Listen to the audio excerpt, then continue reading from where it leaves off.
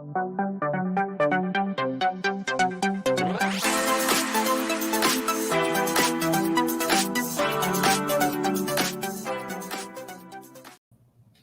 everybody. Welcome to Planet Workspace. This is episode 2 of our webinar hosted by Google Developer Experts. A lot of us are usually going to be professional AppSheet developers, and so you can always expect good AppSheet content. However, today we have a big lineup of 3 big AI apps. And so we're super excited about that. And then the fourth one is going to be a chat app for like Google Chat and stuff like that. So we have a pretty fun lineup up today, and I'm going to go ahead with the icebreaker while people come in. What is your favorite application of AI that you've seen so far?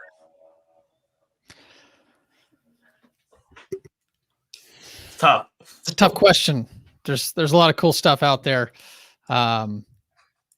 So seeing Gemini's new million token demo where they process a whole movie and then ask it questions about things in the movie, and it returns timestamps and things like that. I mean, that's just mind-blowing, the deep search capabilities of AI. I thought that was really fascinating. It definitely got my my mind rolling about, oh, I could implement a deep search feature this way. So just the subcategory of natural language search with AI. I think that seeing that demo and it just built my excitement and concept for that. Gave me lots of ideas. So I think that's my favorite I've seen so far. Absolutely. Yeah. Clark went over search and conversation last week, and me and him went to the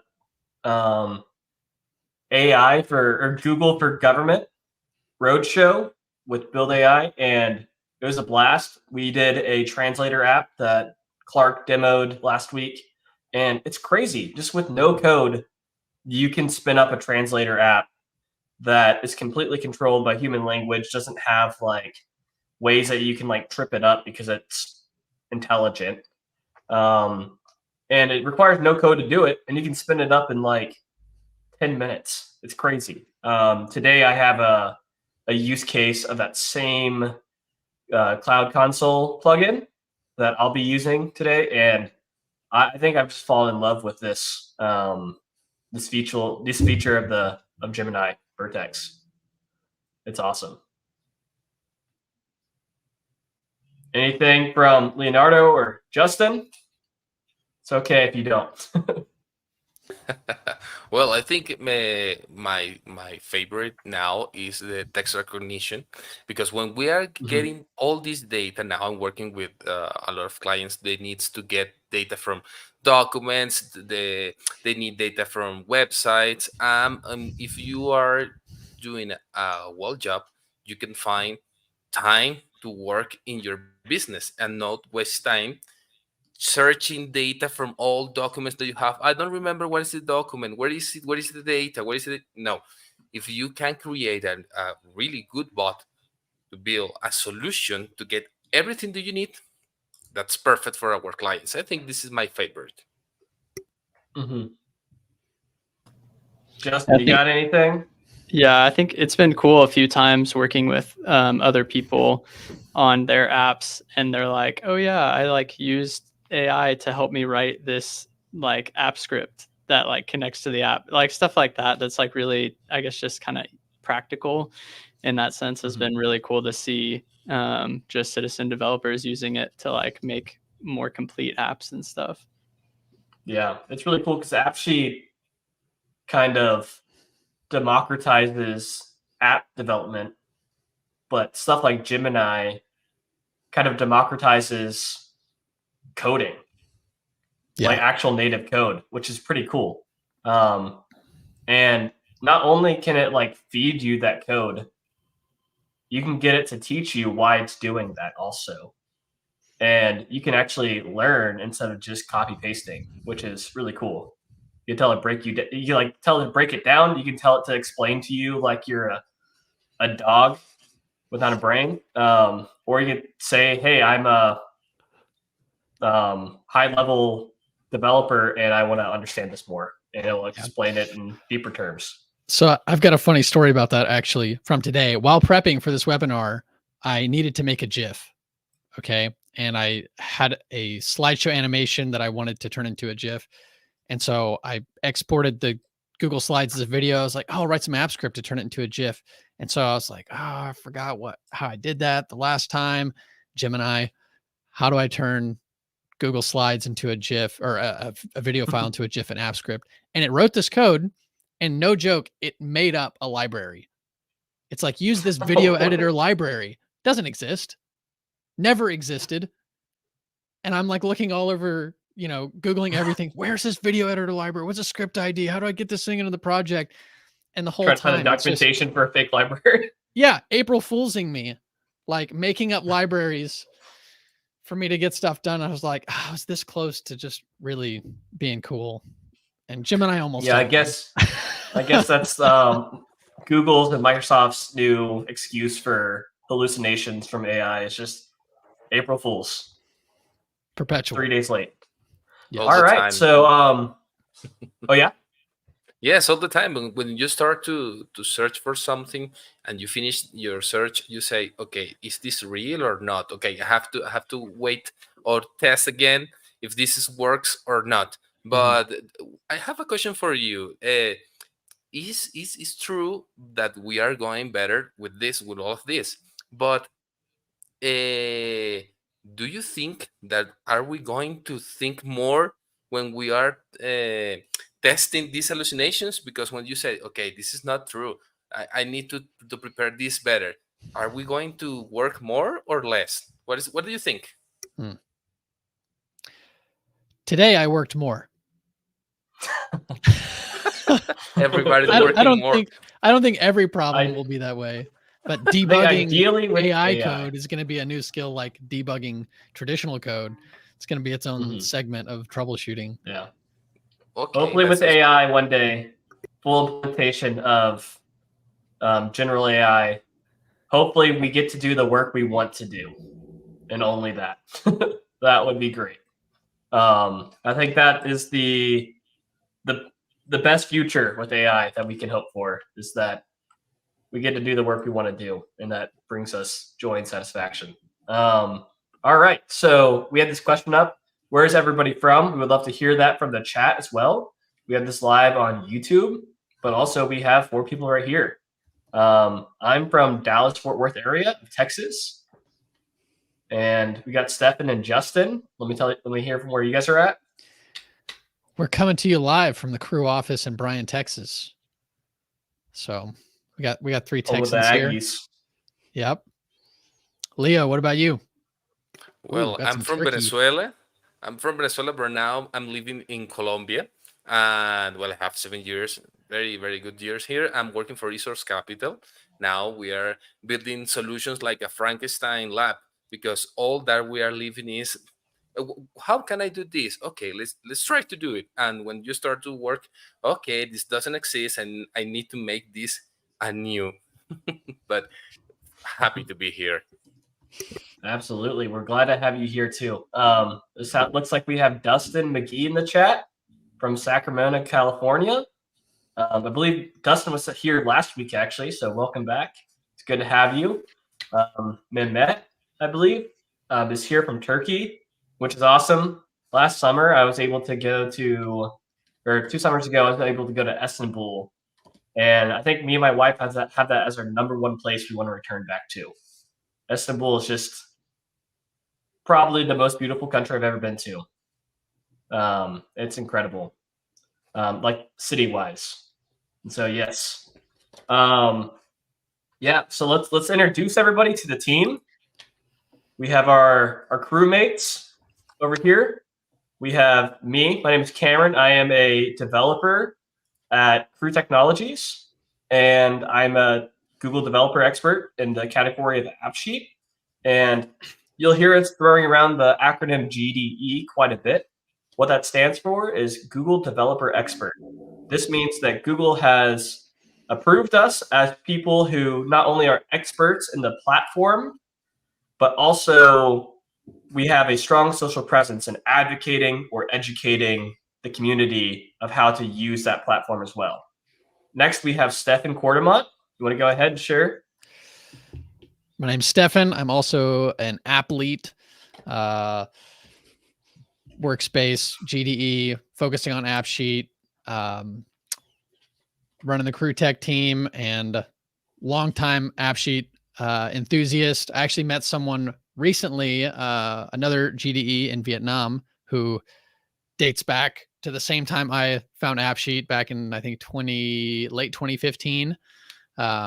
So back when it was just such a super tiny company, about 7 people when I got in touch with them. So been involved with the full product life cycle of this platform and love how it's grown into a really cool place inside of Workspace. So that's me. What about you, Justin? Yeah. AppSheet developer for a few years now. Recently became GDE, which has been fun. I've gotten to do multiple, just not coaching, but like training sessions and stuff for different skill levels of AppSheet, which has been fun to do and fun just to see what the platform can do. Yeah. Leo? Well, I am the last GDE in this team because last February I got the certification, and now I am the developer manager of Resource Capital. I know Stefan a few years ago trying to fix the war in this kind of madness that we live in. But now I'm working in AppSheet. I am instructor for LATAM. I'm the first one in LATAM, Colombia. I'm Spanish, and well, working a lot with GCP and trying to build a better world for our clients and for everything, because well, this is what we want to do. Awesome. Well, yeah, we have a stacked team, especially if you're interested in AppSheet. We intend on and plan on having more and more GDEs from the greater Workspace ecosystem. And so first off, we have Justin. He will be presenting on AppSheet chat apps. Would you like me to share the slides first or the screen? You can just go ahead and share the screen. Cool. We'll just walk through very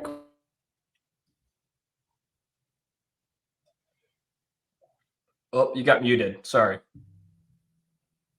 Sorry, just talking to myself. So this is a Google Chat space where I have added a bot that I made through AppSheet. And I can come in here as just a member of the space and type in a / command for new work order. And then it'll open a form view that I set up from AppSheet in my Google Chat space. I can plug in some of the stuff. Hold up. So this chat app experience is connected to an AppSheet app. Yes. Or it is an AppSheet app inside of Google Chat. Yes. So this is all spun up through an AppSheet app that I could interact with on my phone or on the desktop. But there's a connection point where I can use it inside of my Google Chat. And so right here, I'm filling out a work order form because I typed in the / command / new work order. And so once I hit save, it'll go to my database, which in this case is a Google Sheet, and it'll put that row on the Google Sheet. But it's also going to trigger a bot that I created in that app because I have a bot running on ads. So whenever a new work order gets added, it's going to send that detail view for the new record into this chat space. So once I hit save, a detail view is going to pop up in the chat space from the app. So I'm going to go ahead and hit save. It's going to take a second. And then once it gets sent, you'll see that there is a detail view. This is my work order detail, and it's the one that I just put in. As you can see, I didn't fill out all of these fields, just showing that initial values will still work even if it's coming in through Google Chat. So like the status, timestamp, I didn't fill any of those out, but they got auto-populated from AppSheet. as they usually do. And then there are even a couple of actions that I could click down here. So if I hit accept work order, it'll add a value to the admin view. And then another action has just come, which is complete. And so I can hit complete, and then it'll change the status to be complete on there. And then, of course, I could send an email to myself because I set up another action for that. But yeah, that was just very quick demonstration on what you can do, or some of the things that you can do. You can go to the slides now if you want. And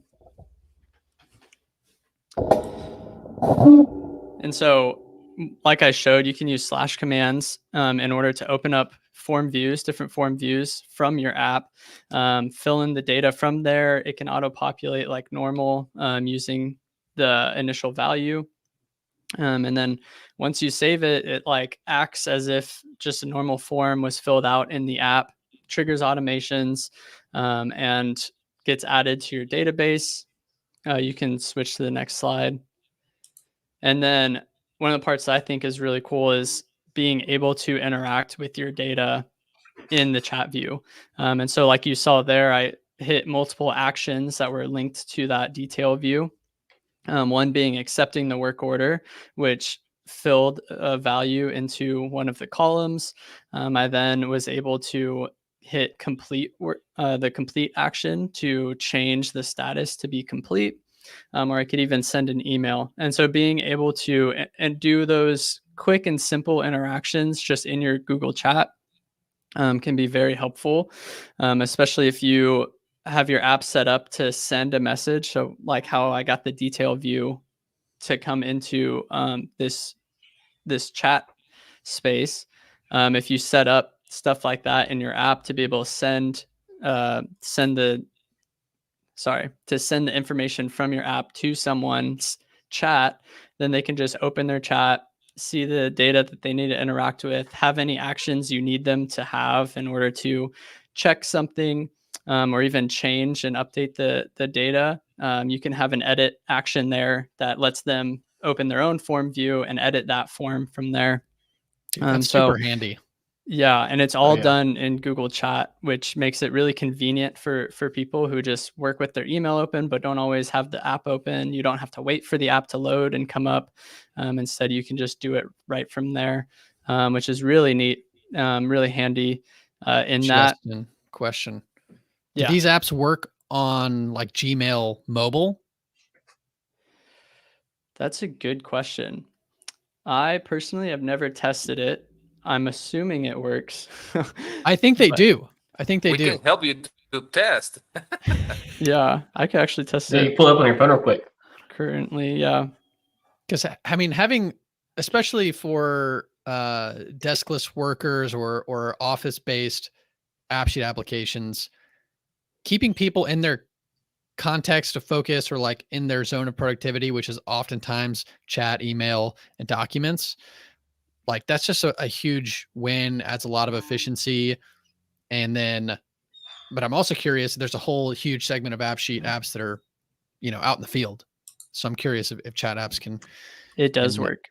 Show up in mobile. Sweet. I just did it and it popped up. So mobile version does work. That's very neat. That's a good question. I'm just like instantly thinking about like a good use case for this. And I think that just like approval process, where a lot of times approval process gets slowed down because the person doesn't have time to go into the app and sync it and read through the information and say yes or no. And so this kind of like stops them in their tracks where they're working at the time they're working, and they don't have to leave what they're currently doing to approve something and get the process going. So for like multi-step processes that require approval, this looks amazing. Yeah, for sure. I definitely think that's like one of the best use cases, like needing quick eyes on the information and then simple changes. I think the chat app is just perfect for that, being able to do that. Is this feature only available for users that are users of the app? Yes. Yeah. Okay, so it's kind of like dynamic email. Yeah. Mhm. So you have to be a workspace user. So this only works within Google Workspace in Gmail. It uses their AMP email and chat API. So app sheets in Gmail use AMP, and then chat apps use the Google Chat API. So Yeah. Nice. if you're on One work thing to note in about Microsoft, it's not going to work for you. No good. one Gotta thing to move over note is Workspace. the Google, it spins up a Google Cloud project as well. And so that's something else that you need to know. The project's completely free. There's no cost associated with anything that it's doing, but it will spin one up. You went mute again. I don't know why. I don't know why it You keeps said spin one up. Yeah, so it spins it up. But if your organization has specific security settings for you that doesn't allow third-party apps to create projects, then you would have to go through and manually configure a project that you create. And all of the documentation for that is actually in the app if you change it to be manual configuration. And the way it's written is very easy to follow along. I was genuinely impressed whenever I went through and manually did it. So that is there, but it's done very well, so that you can do it pretty easily. That's awesome. Oh, right. So some of you may know working with AppSheet that spins up a bunch of system actions. So one of the things with the chat apps is that all of those system actions are able to be seen from the detail view. And so you need a way to hide those. So that way, as you saw in my demo, I just had a couple actions rather than all of them, especially if they're like the view reference actions. And so this is the way that I found to actually hide those actions. So you need to go to that condition for the action and set context host does not equal the server, because Nice. the app sheet instance, being that form view or detail view, whatever, is technically being run by the server. And so the server serves as the host in that case. And so doing that will hide those actions from your chat apps. So Nice. Always context expression always coming in clutch. yes, Always. seriously. Favorite. Mm-hmm. Any other questions from our team? Leo, I'm curious. Have you done much with chat apps? Have you played with them yet? Well, I think we can make a test because I like your solution because we are trying to find a way to build a corporate platform between sellers and companies because they are out of the office and always they are trying to send us safe data, and this solution helps a lot. I'm thinking when you are showing everything, I was trying to figure out how we can work together in something that I have in my mind. But I think this is the first time for this webinar. I'm thinking what we can do with this. Awesome. Yeah. Well, while Leonardo has his voice all ready, do you want to start sharing your screen, and I'll switch over to your slides.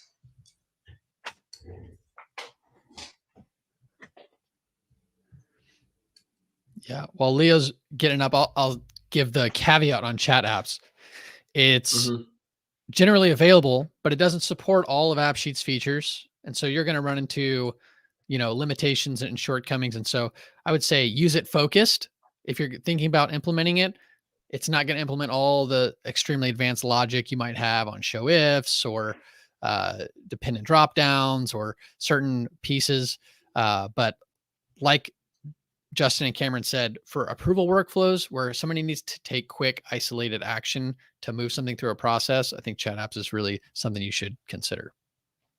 Nice. All yours.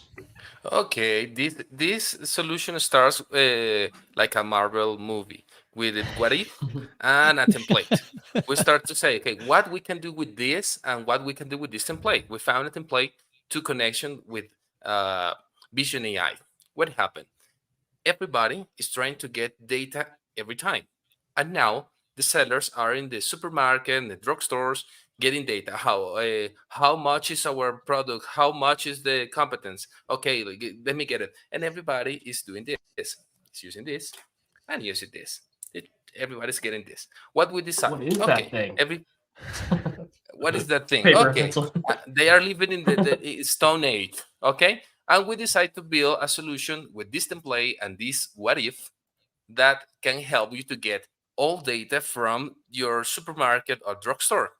How it works? Okay, if you're going to the supermarket, you're going to take a photo about everything that you have there, maybe a whole or maybe a product. Okay, I'm going to finish this faster. Okay, what we learn about this? Okay, we use this template to build a solution connecting with Vision AI to get all kind of reads from the platform.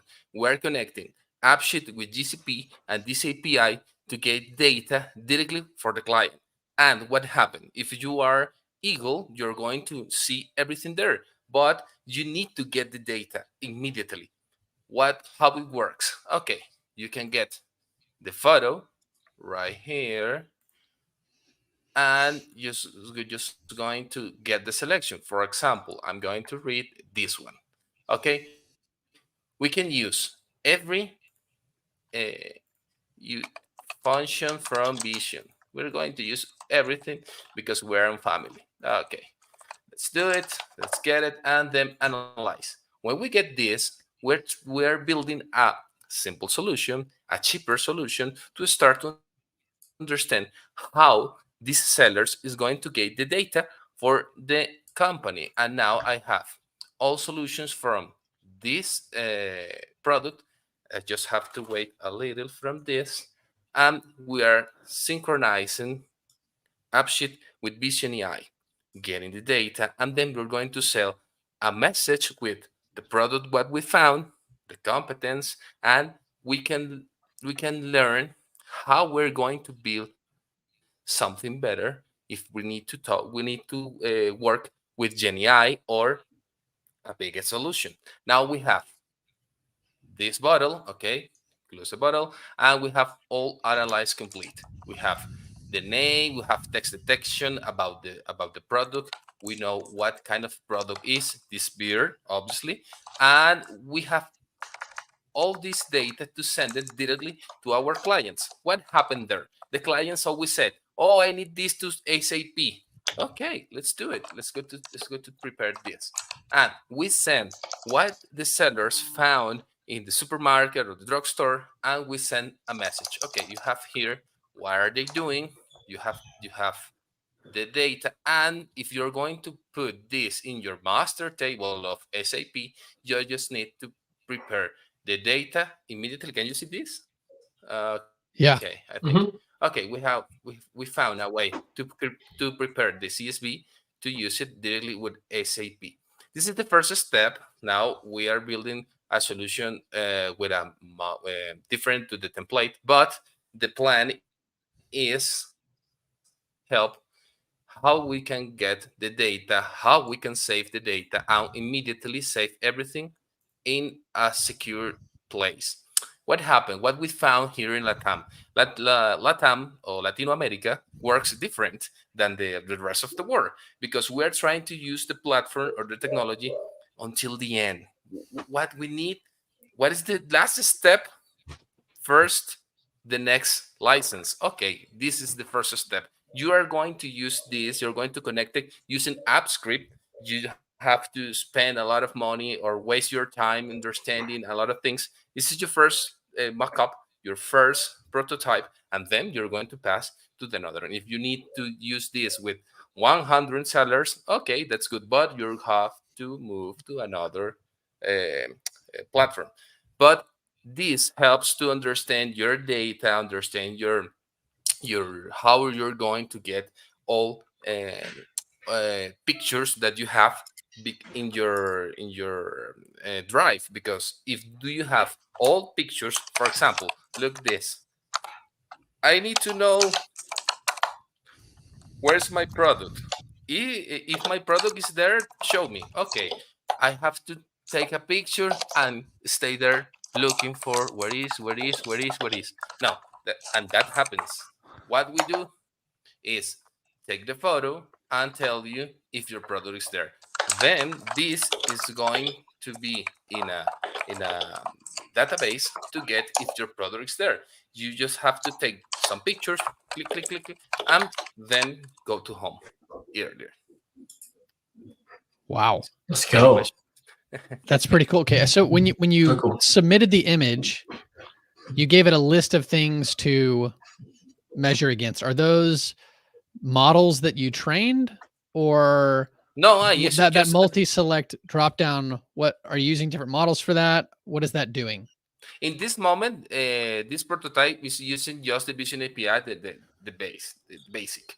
But what we do after this, we can train your model with this, because we're going to take the picture, understand all data that do you need. For example, if you need to get in text detection the price of your products, we only need to understand, okay, how is working your picture and where is the data. We get the price and search them and prepare a new model in GenAI or wherever you want for your analysis. But now So cool. this only get the first one, because everybody needs time to work and find data, and everybody has 100 million photos. Oh, I have the products. My product is there. I don't know. I have to check 100 million photos. Okay, well, give me your photos, put it in Drive, start to work, and then we can pass to the second step. Nice. So you parse it into text, and then I guess you kind of just filter on the big blob of text, or use a language model to search that. Well, now in this moment, I just filter getting I things? just no, I just getting the data from OCR, and the filter is going to give you if your product is there. I got the data. For example, in this picture, I have some candies. Okay, popular candies, and if Yeah. you need to take that candy, I would select. Well, let me show. Okay, snack. Okay, do you have a snack? Right, but the name and everything there, I can receive it, search what do you need, and tell you if in that picture is your product or not. That's pretty cool. Because everybody says, "Oh, I went to the supermarket, but your product is there. Are you sure?" Yes. Okay. And this is how Cameron say, "This is science working." Because everybody said, "No, I feel my product is there." Because no, you don't feel it. Yeah. Show me. And this is a mathematical method. Very cool. So how's it working behind the scenes? Okay. Are you using AppScript, Cloud Run? Okay. How do you have this now connected? in this case, I'm using a simple bot. I'm calling an AppScript. For the first step, we're going to call to GCP and the API of Vision API and get the solution. I sent all pictures with the tag. Okay, this is for landmark. This is for text recognition, and receive them the option here with the relationship when we finish, and I can send. I like this template. I can send all these ones immediately, and I can receive the data here, and then now we are preparing the answer to the users, and what we're using the SAP effect to tell them, okay, you can save all this data and everything, prepare the CSV for SAP, and you can save everything in your database without connection from now. We're trying to prepare something with the SAP, but SAP is not so easy, because everybody said, no, I found the way for what kind of SAP. Well, the kind 1,000. Okay, that's good. That means that the other thousands we can do anything, and that happens a lot. Everybody say, okay, it's ready. No, it's ready because you need to do it for 1,000 kinds of SAP. Yep, the large ERP systems and their many versions is always a challenge. It's a So you did all multiverse. this with AppScript behind the scenes and the out of the box Vision AI API without any special training or modifications. You could take it further with additional training. Like you said, if you had a specific image that you were going to analyze a lot of, you needed to associate a product and a price, and you had a common pattern, you could, I guess, feed it some training data and build a custom model on it. Yes, it's possible because when you prepare the brochure for the client, immediately we can receive all data, prepare BigQuery tables to show them, okay, this is how it works in this supermarket. For example, you are not in this supermarket or you are not the biggest brand in there. And the good thing is that with this kind of solution, we can make magic and think out of the box. Because what happened? First, you start looking for your product. Okay, is my product there? Yes. And how many of my product is there? Okay, let's do it to count. And you can start with just one step to test. Okay, this. Okay, improvement. The good thing is that you can get the text, you can get the picture, the features, and you can offer to your clients more data than they think. When you finish the test, they say, oh, it's possible, get this, let's do it. And it's a business, because always you can do it. This is a business. You can find a lot of ways. If the client is happy, you can start another business with him or with them or whatever. You say, okay, we found this way to find your products. Okay, let's do to the next level. Let's do it. And you can do it faster, and it's good for you and it's good for them. A good thing is when you are talking with your clients, you learn more than them than working by yourself, because the client always says, I have an issue. Oh, what kind of issue? No, I can read the barcode. Oh, I never thought that this was possible. And that can help you to do it better, because the client has better use case than you can think. Yep, that's so true. Problem solving is just an amazing way to learn, stretch, grow your skills and capabilities, and always leave it to a customer to introduce you to a problem you didn't know existed, or to think about bending the platform in some way that you didn't know possible.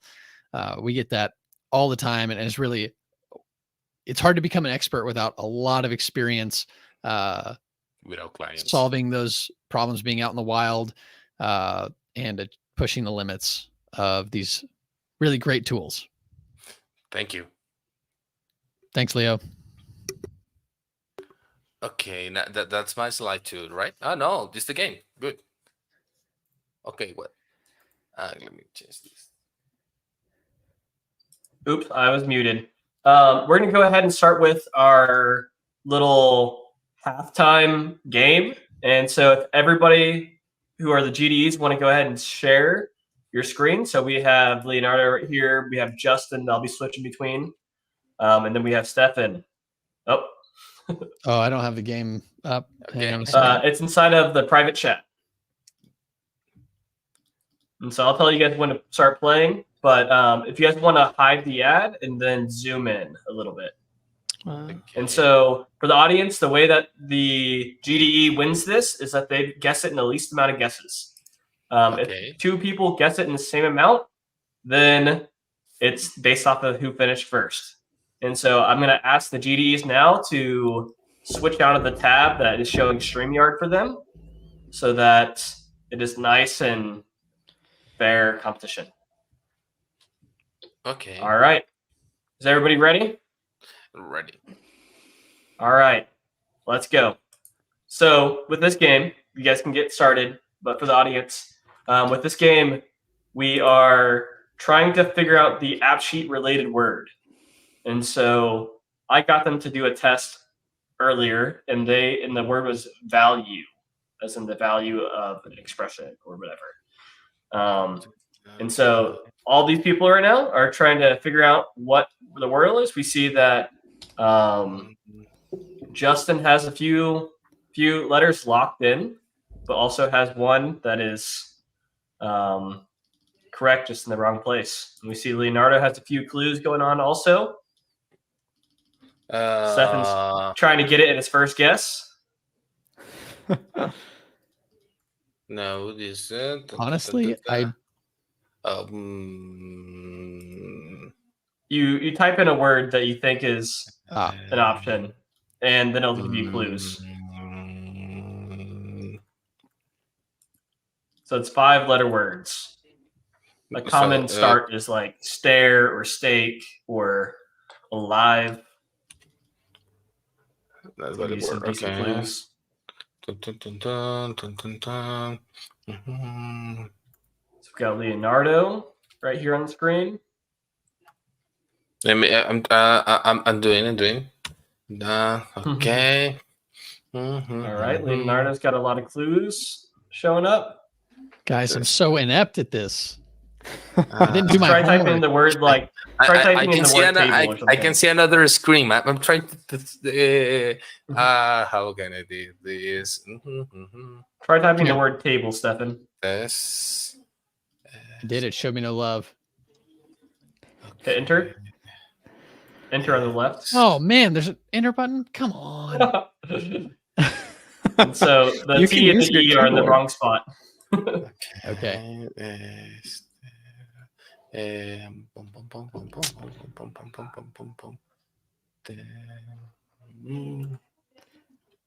Wow.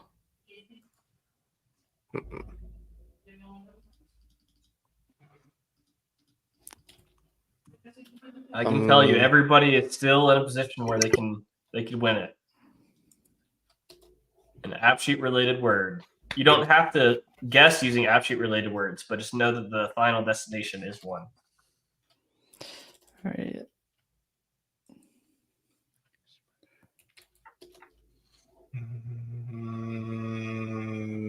Shoot.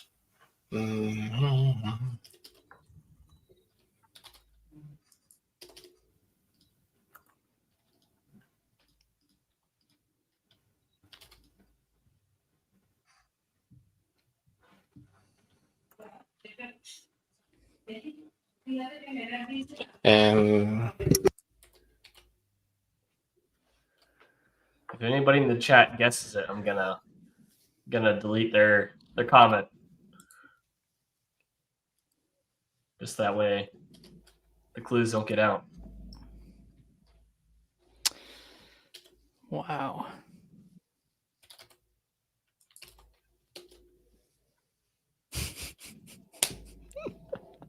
Leonardo, if you want to close those ads.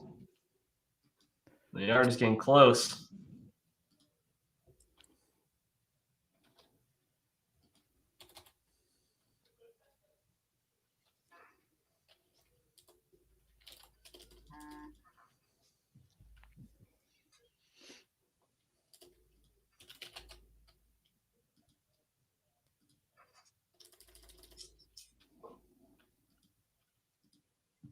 Don't worry, Dustin.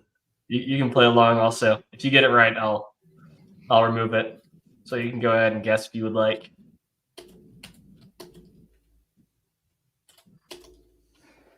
Bro. Stefan's getting really close too.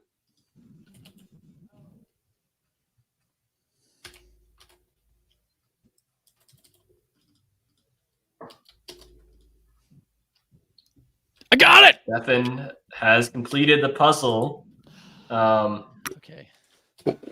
Stefan completed it What? in 4, What? and all What? you What? are on your 4th guess. Stefan completed the puzzle in 4, and Stefan got Justin it. and Okay. Leonardo both are Oh on my their 4th gosh. guess also. And so Okay, Justin the just finished pressure. it as I well. feel the pressure now. Then it's Justin just got second now place. it's that the Uh, I think that word doesn't exist. Okay, that's correct. Okay.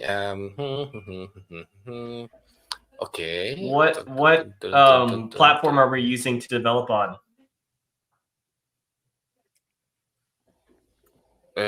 What platform? What is the name of the platform? You got to be kidding me. Google Your app. second favorite. There it is. Let's go, guys. All right. So we got everybody finished in 4. We got Stefan finishing first from the brinks of not even knowing how to enter in a word, then coming back and winning it. If this isn't showtime, guys, I don't know what is. Let's go ahead and continue with our third segment, which is going to be me. Yeah.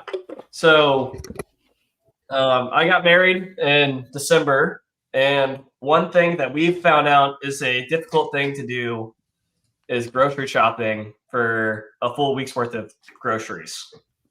And so it's turned into a full day thing for one or both of us. And so I decided to come up with a solution for this using AI. You see, the problem is that on the left, that's what my grocery shopping looks like usually.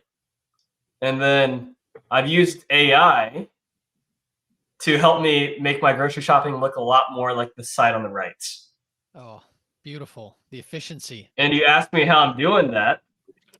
Well, it's because whenever you write down your recipes and all the ingredients that you're going to eat that day or for that week, there's no organization to it. And so you end up going to the produce aisle to grab, let's say, lemons. And then you're like, oh yeah, I have to get ground beef for tacos. And then you're like, oh, I also have to get lettuce and tomatoes for tacos. What am I thinking? So you go back to produce. Ends up you going back and forth, back and forth, back and forth. And so what if there was a solution where AI could help out with more than just business?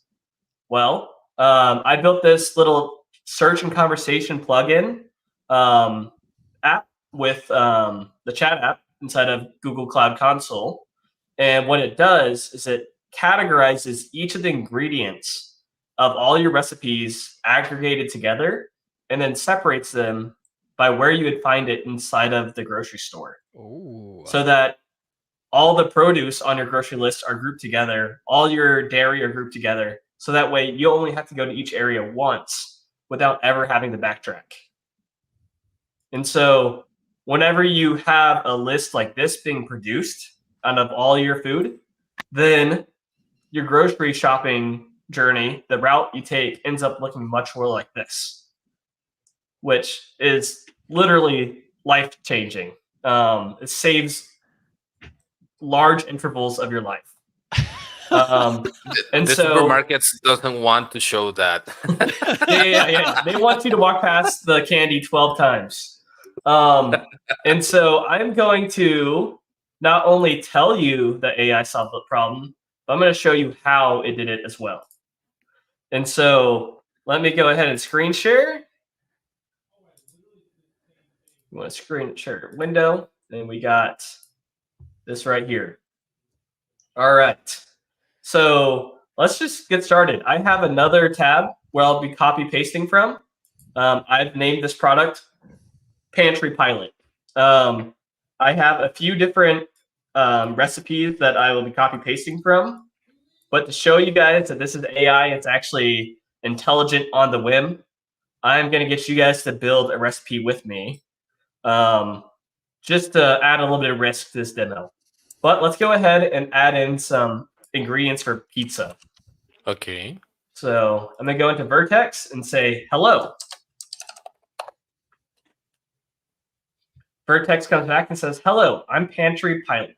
I'm here to help organize your ingredients to help you have a better, faster grocery shopping experience. What is an ingredient list you would like me to use? Well, I go ahead and paste in that pizza.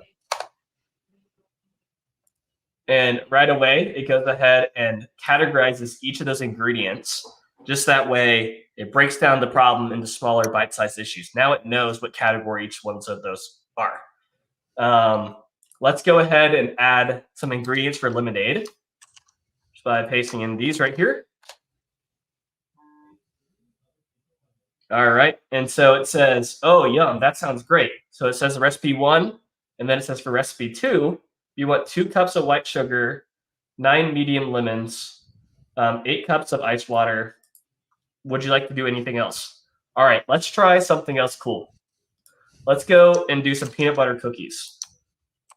So with peanut butter cookies, I'll go ahead and show the copy paste thing. What I want to do, me and my wife are having friends over that night that we're making peanut butter cookies. So we don't want to do one thing of that. We want to double the recipe. Well, you don't have to go into each one of those numbers and type it in to double it. All you have to do is go to the end of the thing, and I can just say double this one. And so let's look at one of the ingredients that we said. We said a half teaspoon of salt. Let's see if this works. So that half teaspoon of salt did not get doubled.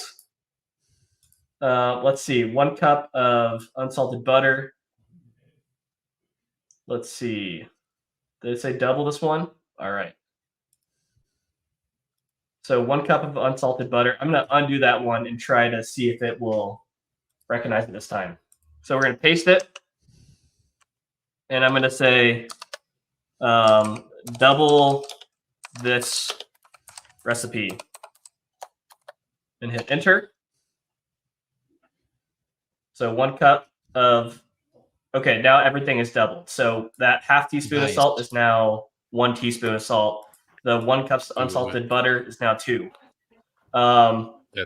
So these are the same examples I used in the slides to prove that this isn't just me telling the AI to repeat to me.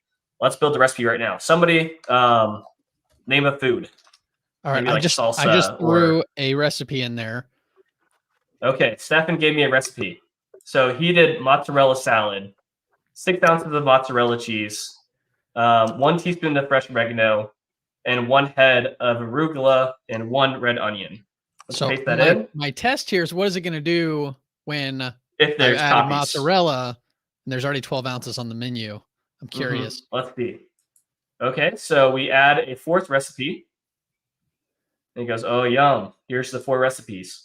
So we have that right there. And it says, do you want to add more ingredients, or are you ready for the grocery list? And I'll say, I'm ready. So there we go. It produced all of the ingredients separated by their category. So we see produce, followed by lemons, arugula, red onions, mozzarella cheese. It says 12 ounces. And then it says 6 ounces of mozzarella. So it did not add it to 18. It grouped them pretty well, though, which is functional. It added it to dairy properly. It did the pantry items: pizza sauce, peanut butter, baking, white sugar, brown sugar, flour, baking soda, baking powder, salt, meats, pepperoni, spices, black pepper, and oregano. It got all of them perfect. And so me and my wife were talking about this, and she was talking about how cool it'd be for it to not only you be able to like tell it, oh, also I want ingredients for pepperoni pizza, but not to tell it that. And it thinks, hey, what would I use for pepperoni pizza? And then add it to the list. Another thing is aggregating like items. I think that there is a level that I would want it to do, and there's a level I wouldn't want it to do. Sometimes you want coarse salt, sometimes you want fine salt, and if you end up doing one or the other, you're not happy with it. And so I think there's situations where you do want it to self-aggregate, and then there's situations where you want it to keep it sacred. Do you guys have any questions?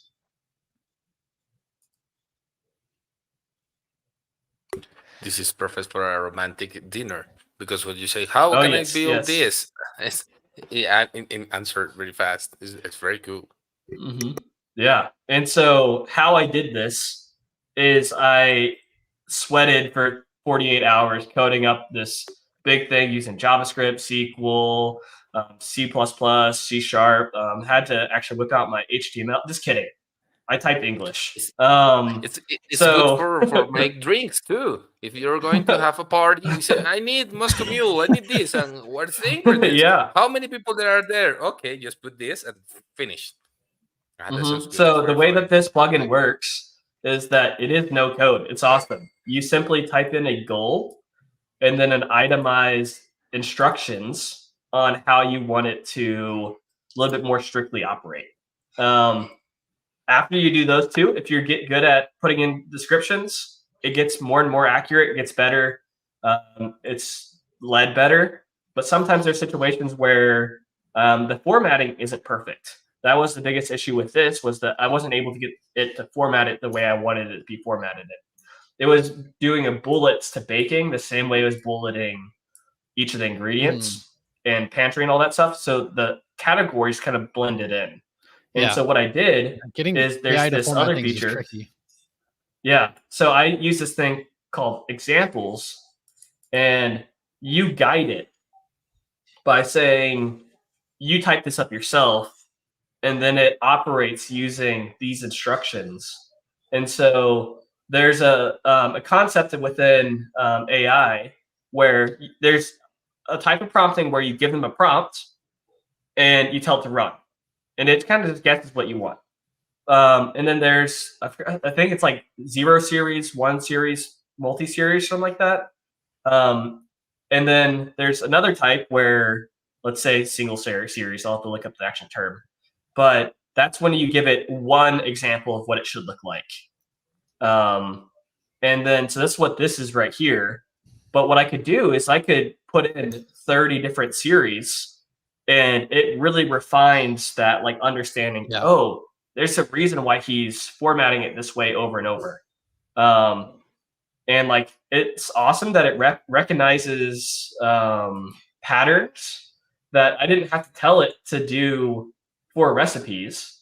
I only gave an example of 2 recipes, and it guessed that the next one's gonna be recipe 3, the next one will be recipe 4. I don't have to teach it what is all-purpose flour. It understands that's baking because it's AI applied to the internet, and it can access that information. So what in this example playbook did you actually edit? Are you editing the response of the AI in the example, or are you editing your prompt? Yeah, so the way I built this was I created a new one. It's mostly blank. I typed in the title, typed in a goal, typed in the instructions. I went ahead and tested it, and I copied the responses that it gave me into a Google Doc. And then I said, what did I not like about the way it performed that first time? And then I went to examples, and in the examples, you can actually, let's go ahead and pretend like we're adding another example. You can add a agent utterance, and you can say like, hello, I'm pantry pilot. And then it will start off with that phrase. And then you say, hey, I want a user utterance now. And so you can kind of guide it, show it what we want the goal conversation to look like. And so I used its first iteration as I pasted it into here. And then I said, what did I not like about that? And I made those changes myself. Gotcha. And I only had to do that once until it gave me a product that I'm really happy with. Very cool. Other ideas, we at first did this with Gemini. And with Gemini, we didn't chunk it down. We just gave it a giant list of all the items and then told it to categorize it and group them. And it was just too much for it to process at once. And so what it did was it was causing hallucinations, which AI hallucinations are when it's confident about a response that it's incorrect about. And so it's confident that it included all the items, but out of the 35 items or so, there's only like 28. And you would ask it, double check your work. Is there all the items in there? And it would say, oh yeah, there's all the items. And then you would say, okay, count the return and count the beginning. and they're like, oops, I didn't notice I forgot some. And so it's like, with that system, there's the hallucinations that end up causing you to go to the grocery store, grab the ingredients, come back home, get started cooking, and realize you don't have everything. Chunk it down into bite-sized pieces like this, in a chat app version like this, it allows it to kind of have simpler computations.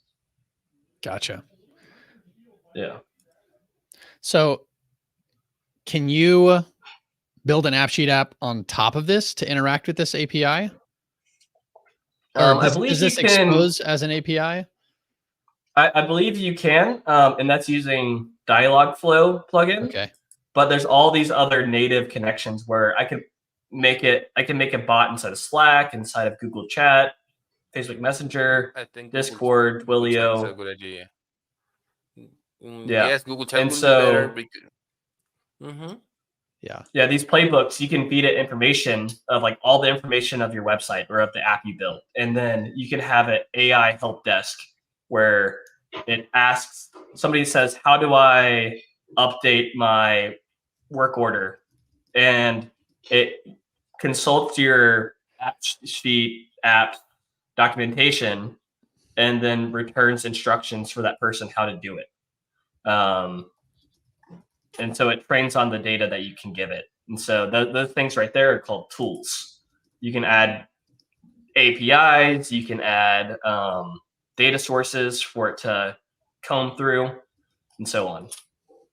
That would be cool. Use a mix between showing photos. I want to build this pizza. Okay, this is the ingredients. I'm going to give you the answer with the ingredients and the photo. For example, if you're going to the grocery or the supermarket, you're going to, okay, I need to make a pizza. Show me the ingredients right now. Appears immediately. Olive and all that kind of things.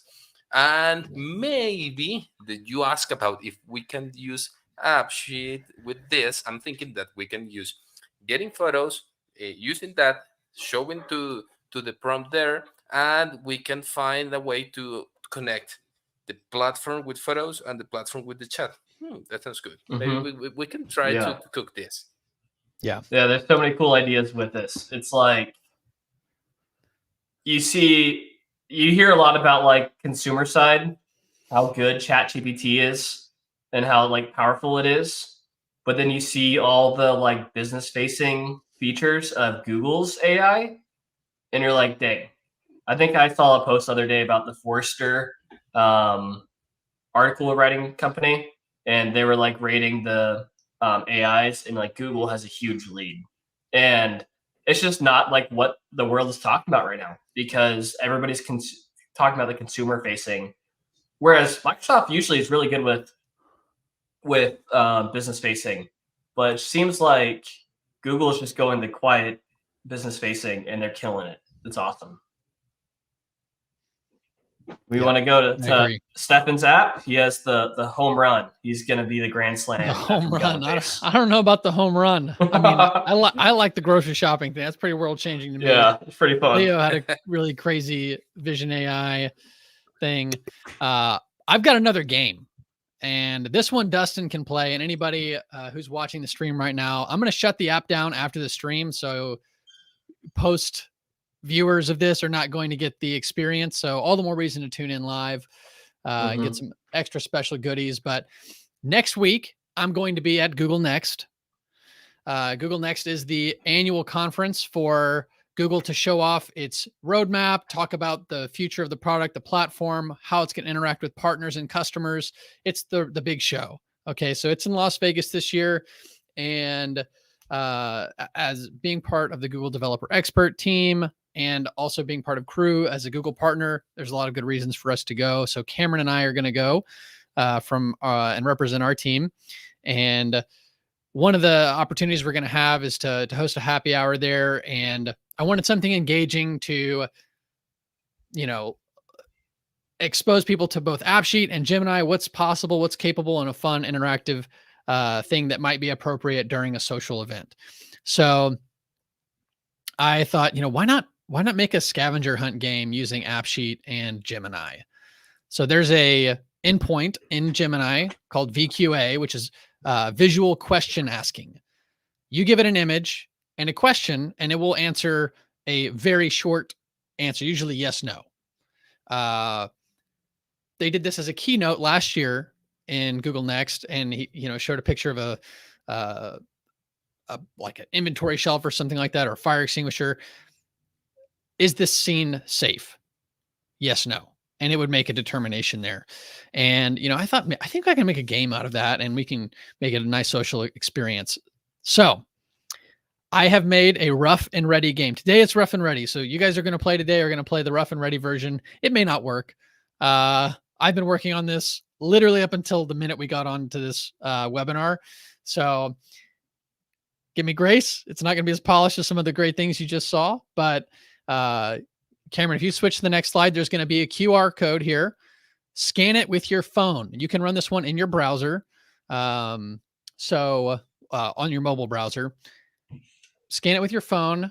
And while you're getting it loaded, you're going to, we'll switch screens here in a couple seconds, but you'll see my admin console experience, which is very lightweight right App now. not supported. App not supported. Oh, did you open up in the AppSheet app or your browser? Browser. Okay. Now mention me the 1 browser second. is running. Listen. But if you are going to be in the next, are you going to share everything there, right? Live and pictures and Maybe you videos have and to sign everything. in. No?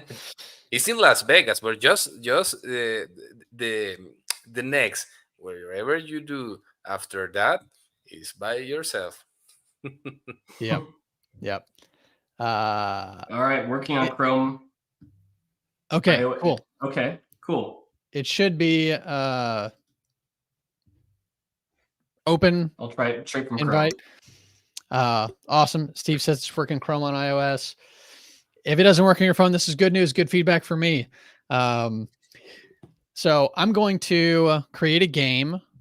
Cameron, if you wouldn't mind switching the screen. All right.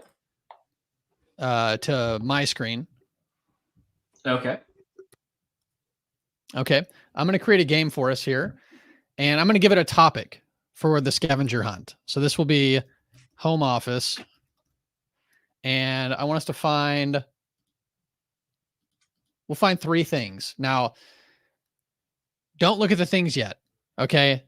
Just give me your good faith effort. Okay. Dustin says it's not working on the Google Pixel 7a. Well,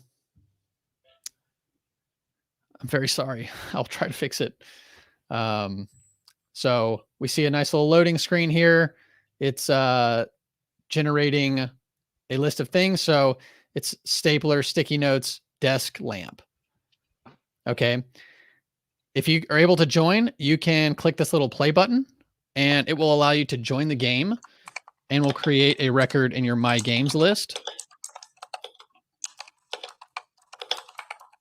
So don't start searching for anything yet. I mean, you can look with your eyes around the room. Okay, that also might be an issue with the link. So I'm going to paste a different link here. Yeah,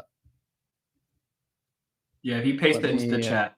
Go to the editor and get the copy sharing link.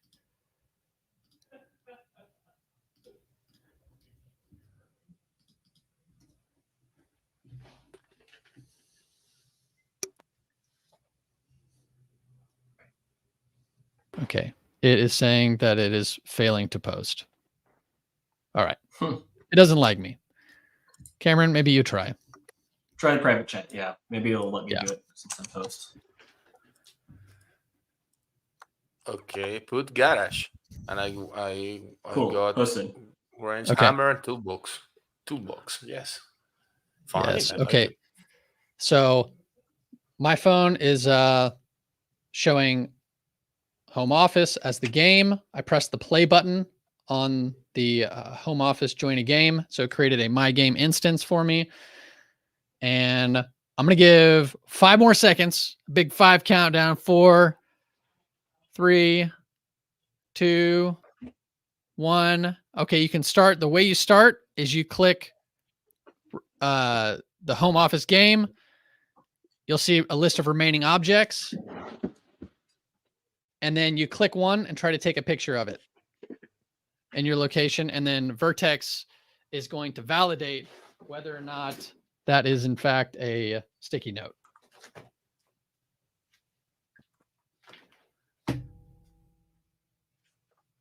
Okay.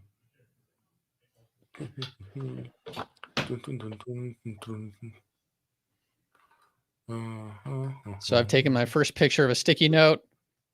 We see the little loading bubble up there. And it says, yes, this is a valid sticky note. I got Post-it branded book tabs. We'll see if that works. It says yes. Post-it Right, brand. I'm on to, I don't have a stapler. Me either. Desk Desk lamp, I lamp. got that. I'm looking for the lamp. Got a shout down in the hallway asking for a stapler. I don't think I have one. I'm We gonna try barely to have shoot something- paper at the crew office, so Yeah. We're not Okay. living in the Stone Age. Like, all right, I'm gonna try taking a picture of an object that is totally wrong, which is sparkling water. Okay, and got the lamp.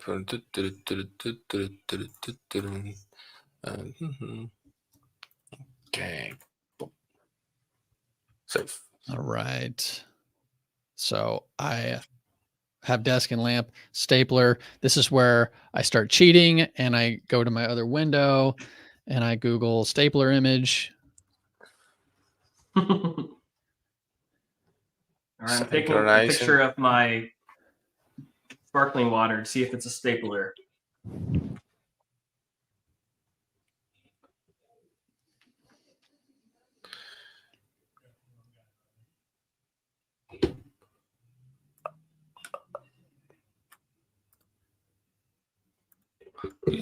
Check. All right. I have found all three. Oh, it said Verified. yes. Got my No, I cam. can think. Okay, in second place right now. Somebody's in second. I don't have it to where I can see usernames. So Nice. That was fun. let's see if I can fix that. Okay. Do-do-do-do.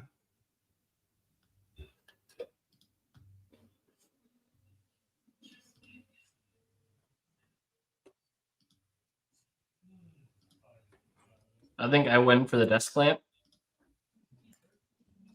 I got a fun one. You have a cool desk lamp. It's the one in the background. Oh. Boom. Oh, very cool.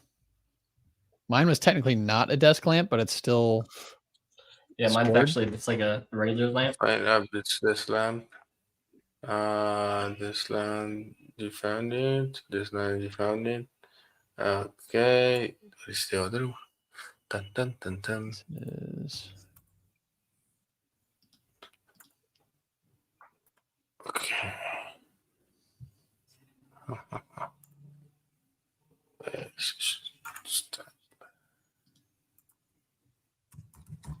there we go.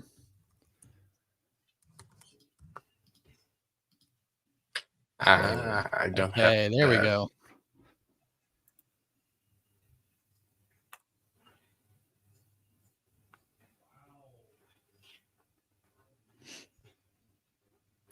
All right, somebody's at 167%. I think that's no name. On your We have some- screen. we have some no name participants. Dustin's got 2 instantiations of the game. I've got lots of bugs I need to work out here. This is Good This is user great. testing. This is the best way We're to farming test out our something. testing to your YouTube. Everybody test. Broke it. Yes.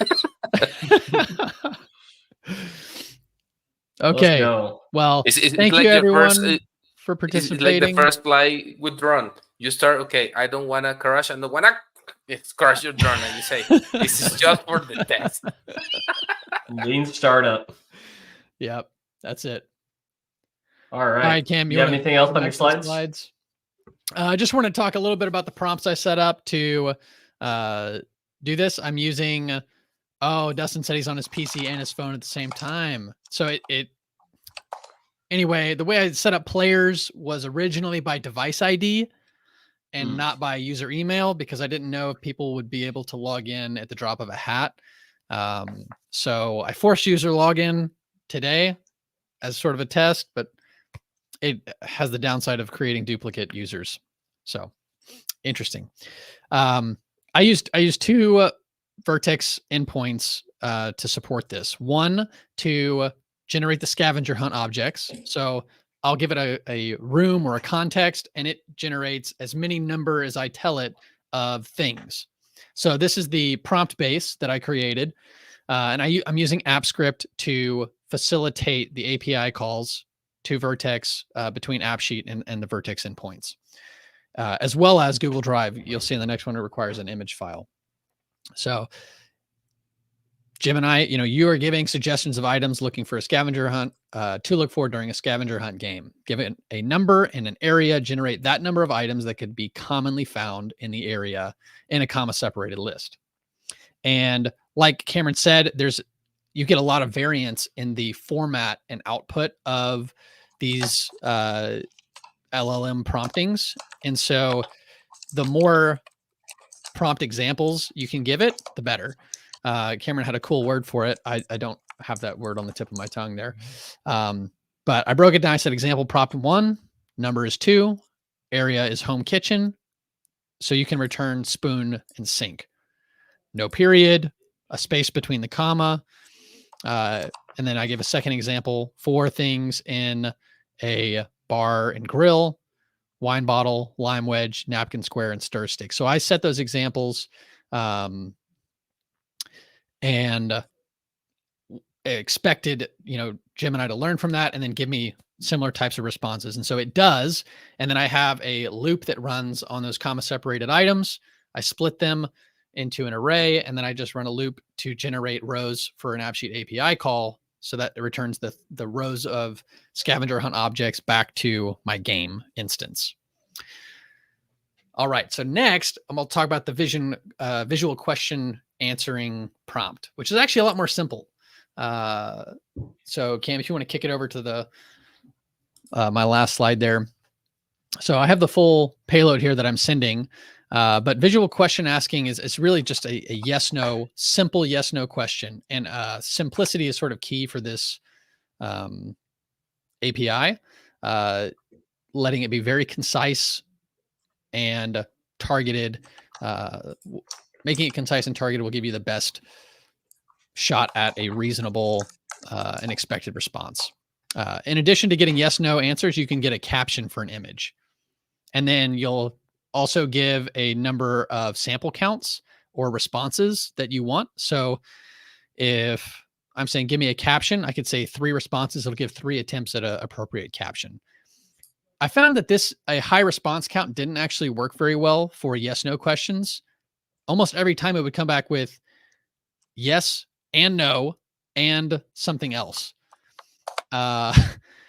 And I really didn't know if I was just like getting 0 accuracy at first. So I just dropped it down to 1 response. And I did a lot of testing like Cameron was doing, taking pictures of things that shouldn't pass.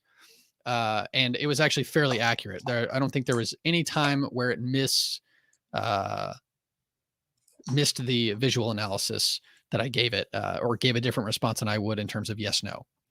So the one-shot model, better. For this one, I gave it a few shot prompt for the text prompting. For VQA is very simple, straightforward. You can see my thing. I interposed an AppSheet expression into this just so you could see in the prompt section. It says, is there a object ID .description? Is there a coffee mug in this picture? And so the only variable data I'm putting in there is the name of the object. And that's obviously going to match what was sent back from the previous API call. And then the image you pass in has to be a base 64 encoded image. So I had to extract that from Google Drive based on the folder path the file and folder path that comes out of AppSheet when it loads an image. So, in your data source, it will show you like a folder name / the file name in the actual data source. So I took that and wrote a little function to go to Drive, find that image, return it, and then encode it in base64. So just turn it into bytes as a string or a piece of text, and then put it there for image data. And then I send it, and it comes back with yes, no. So it was a fun project, fun experiment. I still need to dial it in. So thank you everyone for giving me some free, fun beta testing for this app. And I'll let you know next time how it goes when I demo it live at my small social event at Next. I'm not a big stage event, so a little bit low pressure.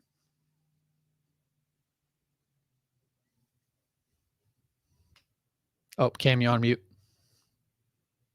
Cam, you're mute. Boom. All right. So thank you guys for coming. This is the beginning of our outro. Like Stefan was saying, him and I will be at Google Next, and I will be posting from AppSheet Training Instagram. And so if you're interested in saying hi to us, we'll be the guys running around in baseball sleeve blue shirts that say, talk to me about AppSheet. And so you can see us there. You can say hi to us. The names are Stefan and Cameron. And we love to talk to you guys about AppSheet. Absolutely. Next, we have some slides from Leonardo. So go ahead. Okay, well, this is the path that we start to build when we decide to combine AppSheet with AI. What happened? The first step is understand what do you need, and we're going to build with AppSheet. You need to get the data. You need to understand where you're going to build. For the next step, naturally, you're going to document AI after AppSheet. Then you're going to create your bots, GenAI, for inside or outside of your company. Then you're going to prepare product recognition. I'm sorry. And then you're going to try with control access. And when you finish and you understand, you pass all this path, you're going to work with us in a new use case. This is the best way that we found to understand how we're going to build a company with AI. Start first with AppSheet, and then you're going to build a better solution. But first, you need to understand. Do you remember our test, our prototype? Well, that was the first step. The second step is to start to use the next GenAI generation. I think this is the best way to understand for our clients. For if you're going to start with a solution, don't start with the top. If you need to understand what are you going to do, first start with no code with AppSheet. And the next slide, please. I think this is, and well, all technology must be sustainable. Why? Because everybody said, "Oh, I need." How many AI's platforms exist now in the market? A lot. Oh, if you are not using this, you are losing a lot of things. No, no, no. Don't think on that. Think first. Focus on your data. Then prepare your metadata very, very well. Always share data because you need to understand where it is and where it's come from, and prepare your analysis from your data when you start to build your solutions. What happened? We found clients that they doesn't know where is anything. They doesn't know how it works. They have multiply information, multiply data. They have the same Excel macro like a Stone Age, doing a lot of things for 20 years working with the same data, and they are afraid to change anything. And the last thing for your sustainable technology is governance. Please try to understand that when we are trying to help you to work with your data, we need governance in all data, in all your sheets and everything. Because when we start a procedure for AppSheet or AI, it's very important understand what we're going to do when we found the data when we need. Nice. So, Leo, where can people find your technology company that you work for, if they're looking to do a type of technology deployment like you're describing, how are they going to find you? Okay, you can find me in there's my email, and you can find me in LinkedIn, Leonardo del Valle, from the Valley in English. And well, we're going to open a new channel in YouTube soon, coming soon. The channel is coming soon. Awesome. Well, man, it's a pleasure having you on today. Cameron, any final remarks? Yeah, we want to give a big shout out to AppSheetTraining.com.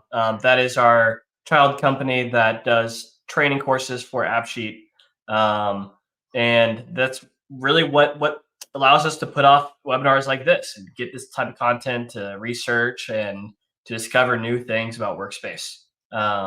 And so, if you guys haven't checked out, go ahead and create an account on AppSheetTraining.com. There's tons of free resources and a handful of paid courses that you can do as well. We thank you guys for coming, and I hope you guys have a great day. Catch you later. Take care. Enjoy Las Vegas. Will do. Thanks.